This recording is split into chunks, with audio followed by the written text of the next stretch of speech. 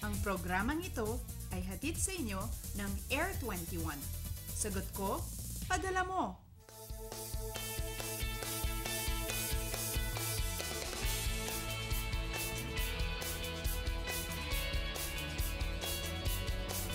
Good morning, Pilipinas! Thursday morning na po mga kababayan, kaya naman po bangon na tayo at gumising ng maaga. Iba pa rin po ang energy level ng katawan kapag maaga tayong nagising. At samahan na rin po natin yan ng konting stretching para sigurado na po ang energy natin sa buong maghapon. At syempre, isama nyo na rin po kami sa inyong morning routine. Tutok na po dito sa Panahon TV para umaga pa lang, alam mo na ang lagay ng panahon. Ito ang Panahon TV live mula sa Pag-asa Weather and Flood Forecasting Center.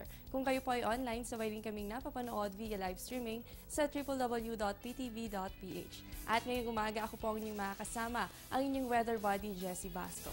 Mga kababayan, naramdaman niyo po ba kagabi ang pagyanig ng lupa dito sa Quezon City? Pasado alas 9 kagabi ay naitala po ang magnitude 5.5 na lindol sa Quezon. Naitala ang sentro nito 38 kilometers humalig Quezon. Ayon sa Philippine Institute of Volcanology and Seismology of PHIVOLCS, nangyari ang lindol sa karagatan pero sa ganitong magnitude ay hindi po inaasahan ang pagkakaroon ng tsunami. Kaugnay dito ay naramdaman po ang ilang intensities. Intensity 3 dito sa Quezon City, ganun din sa Mandaluyong City, Ginayangan, Quezon at Gapan, Nueva Ecija.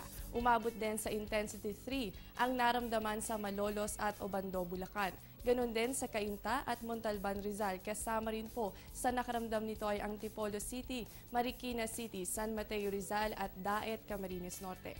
Nasa intensity 2 naman ang yumanig sa Santa Rosa at Santa Cruz, Laguna, Tansa, Cavite, Makati at Muntinlupa City. Ganon din po sa Taguig City at Malabon City.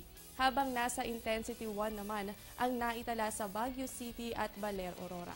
Dagdag pa ng PHIVOLCS, wala namang naitalang damages pero mataas ang posibilidad ng pagkakaroon ng aftershocks. Narito naman po ang ilang updates hinggil sa kondisyon ng Mayon Volcano. Nasa alarming stage pa rin ito at yan po ay nasa level 2 as of September 3. Kaugnay yan sa mga naobserbahang 3 volcanic earthquake, 1 rockfall event at walang tigil na emission ng white stream plumes. Kaya muli po ang pagpapaalala ng PDRRMC Albay sa mga safety measures gaya ng bawal muna akitin ang naturang bulkan. Hindi rin po maaaring magsagawa ng ATV activity sa paligid ng Mayon Volcano. Wala rin po munang pinapayagan na manguha ng orchid and vegetables mula dito at pinag-iingat ang mga residente sa Albay na malapit sa 6-kilometer permanent danger zone. At ang Mayon skyline ay hindi po muna maaaring bisitahin.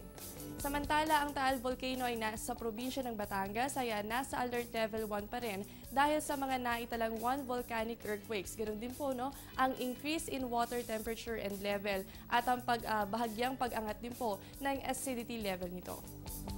At sa mga kababayan po natin sa mga nabanggit na lugar, makakabuti po ang maging alerto at ang tuloy na pagmomonitor sa mga kondisyon ng mga bulkan na malapit sa inyo. At para naman po sa ating astronomical data mula po sa Pag-asa, simulan natin sa ating sunrise and sunset. Ang sunrise po natin mamayang 5:44 ng umaga habang ang sunset naman po natin ay 6:06 ng gabi.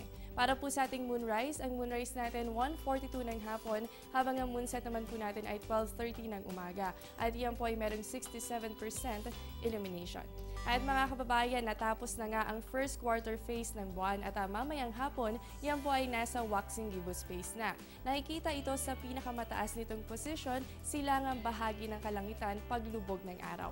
More than half lighted ito pero less than full. Sa ganitong phase, bahagyang malayo na ito sa araw at madali nating makikita ang waxing gibbous moon during daytime dahil malaking bahagi nito ay nakarap sa atin. Mamaya po yan ay nasa 73% o 73% ang illumination.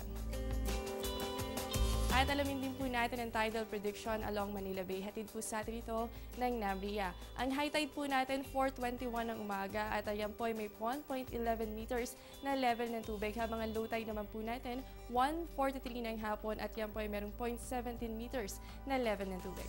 Marami pa ang dapat abangan sa pagbabalik ng Panahon TV.